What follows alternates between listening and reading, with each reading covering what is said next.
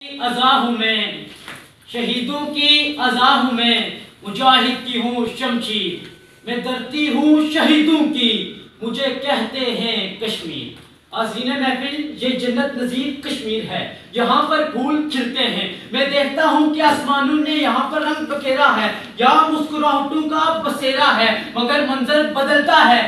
جناب صدر یہاں پر کشمیر کو سیادوں نے گھیرا ہے، میرا کشمیر اکیلا ہے، یہاں ظلم بربریت کا یہاں کی ترسگاہوں کو مقتل گاہیں بنایا جا رہا ہے۔ میرے کشمیر میں تو ٹھنڈی پانی کی نہر بہتی تھی، اب خون کی نہر بہتی ہیں کہ میرے سامنے ایک جنازہ پڑا ہے، اس جنازے سے لپٹی اس کی ماں، اس کی بہن، اس کی بیٹی اور اس کی بیوی، یہ صدائیں لگا رہی ہیں یا خدا یا خدا، یہ جنازہ کون اٹھائے گا، یہ جنازہ کون اٹھائے گا۔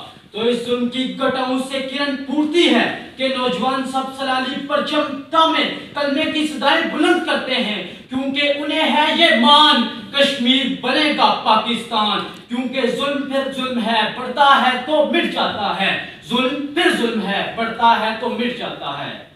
تیرے شہر کے ہر کوچے میں لہو کے داغ ہیں، تیرے شہر کے ہر کوچے میں لہو کے داغ ہیں، اے کشمیر ہم تجھے آزاد دیکھنے کو بے تاب ہیں۔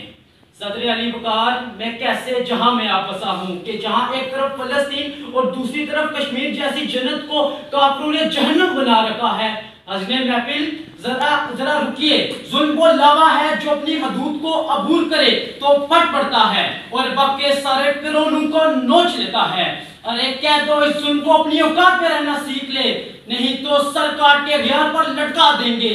جو روش تماشا ہو لہو کا اس سرعام موت کے بازار میں پٹکا دیں گے کہ ظلم پھر ظلم ہے، بڑھتا ہے تو مٹ جاتا ہے، ظلم پھر ظلم ہے، بڑھتا ہے تو مٹ جاتا ہے۔ اے دنیا کے منصف و سلامتی کے ضامنوں، اے دنیا کے منصف و سلامتی کے ضامنوں، کشمیر کی جلتی وادی میں بہتے لہو کا شور سنو۔